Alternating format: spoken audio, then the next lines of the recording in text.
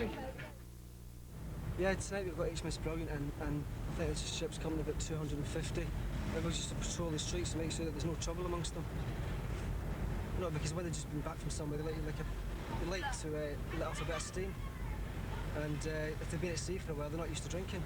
So, I mean, that's why a lot of them get a lot of drunks here. Especially if there's more than one ship, and they'll have fights amongst the different ships. You know, there's lads from different ships' companies. Ready for this, George? Yeah. Here we go then. Just relax. Fancy having got a Newcastle United. It's one I've always fancied for a long time, since my FA Cup, but I didn't get a chance to get to many games because of my job. But they're always in my heart, they're always in my soul. One of the additional problems that the visiting ships can find is every now and again they'll have bother with the local civilian population, mainly the youths. It's probably an easy target. If you can imagine, what you have is your serviceman who's been down the town, had himself a skinful, and he's had a good night and he's returning back on board. So it's an easy target for them.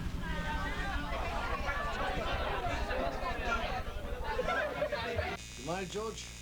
Eh? Are you married? No, divorced. You're all good matters, though. So you're keeping with the times, right? No, I am, yeah. It's a trendy thing to be divorced. It's a lottery tonight. Some lucky bastard's going to be rich tomorrow. 7 o'clock. Well, he's probably rich now, in fact. It's not deja vu. We are actually on watch.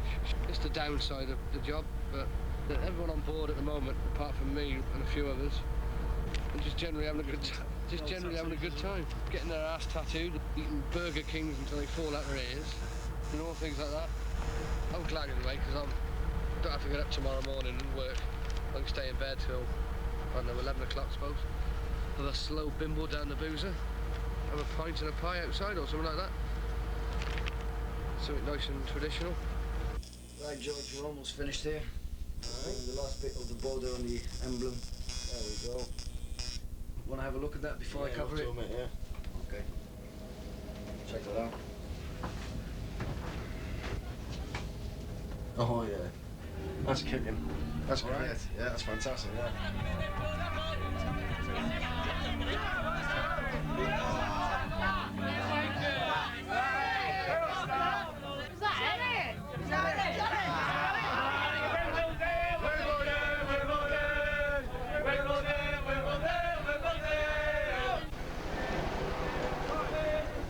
Into now is we're on our way to the Horseshoe.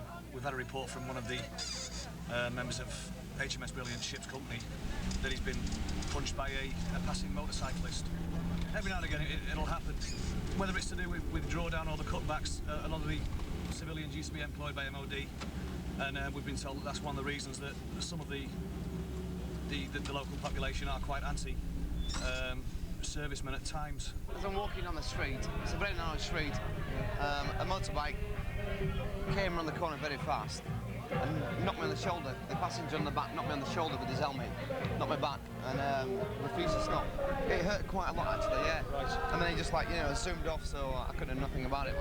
Apart from that, it's a good night. Yeah, it's all right, mate, yeah. But they're all being as good as gold. Yeah, it's all quiet. Do you want to head back to the unit for a quick cuppa? The ship's got the rock race tomorrow morning. Probably saving themselves for it. You rock racing tomorrow? Certainly am. And the height you climb is 1,285 feet, and you're climbing from 15 feet to 1,300 feet above sea level. That marker will direct you straight up this road here, forking off to the right, and then we start climbing, okay? In fact, you actually start here. Start climbing all the way up there, and then you come to a second marker. The second marker then, just past the casino, will direct you straight up Engineers Road, where you start climbing again, okay? All the time, as you're going up, if you think you're going to get lost, just keep climbing and you won't get lost, okay? Up this road there, which means you'll still be climbing. All the way up there, round St. Michael's Cave, sharp bend, where it actually does climb again there, all the way up.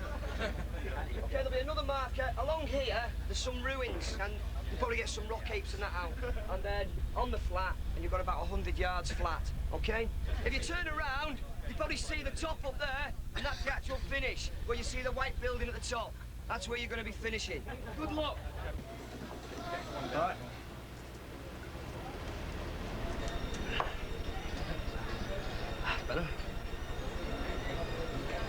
Not Monday, Sunday lunchtime.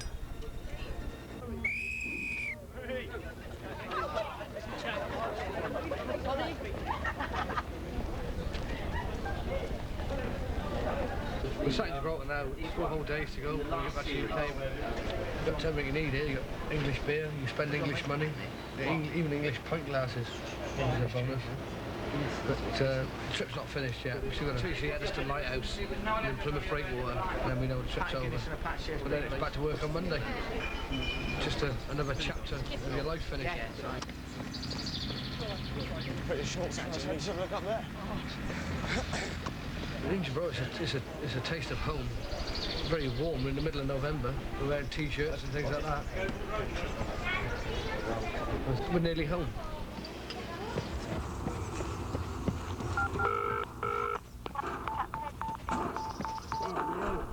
Oh, my life. Dad. Hannah. Oh, no.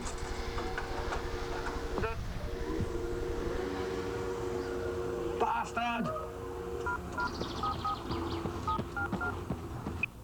Hello? Sorry, there's no one available at the moment, but if you'd like to leave your name and telephone number, they'll call you back later. Thank you. Hello, Dad, it's me.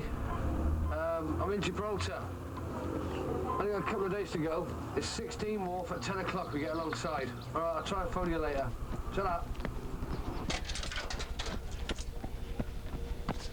You take the top of the rock? Yeah, sure.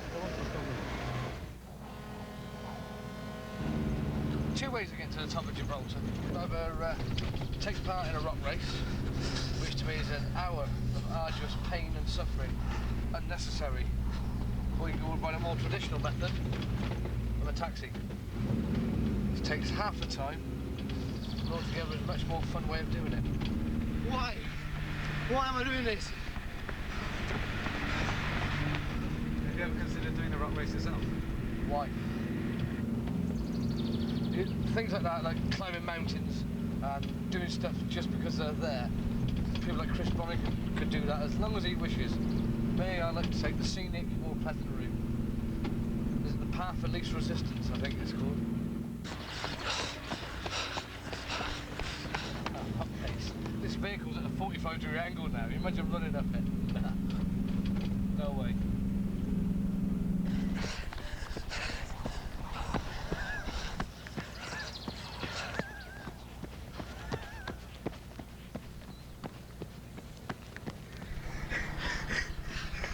Teamwork.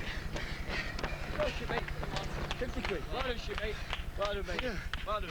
24.80. What was it? What time? Absolute madness. I just can't see it. Just look at the sheerness of it. No sense to it whatsoever. It's a perfectly good cable car. And at the push you can get a taxi that can take you right up there. Bugger off. Go on, down. Got some. Well done, mate. Well done, mate. 560.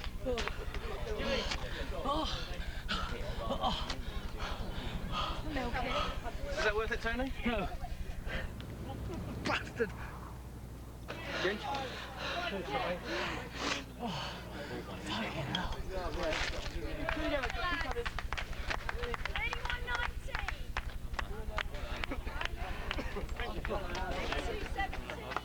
My word, this is horrible. I haven't been in so much pain for ages.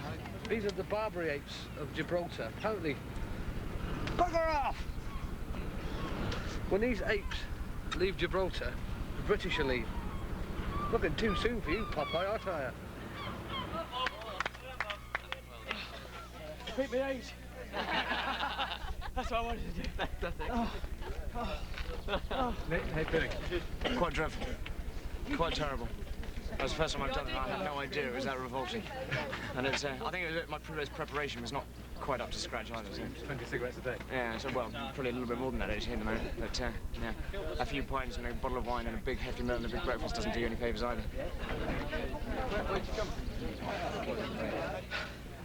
How you feeling, Bob? Shagged. We're still here now, waiting for the cabbages. They're running up this rock. They're running up this, size of this bastard.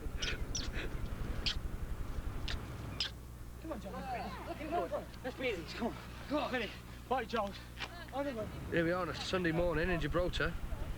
A nice view here. You can see Spain. Good day you see Morocco over that way. All we see at the moment is my tin box. It's been sat inside for nearly 7 months. It's small though from up here, isn't it? It seems hard to believe in something like 48 hours time on my final stretch home.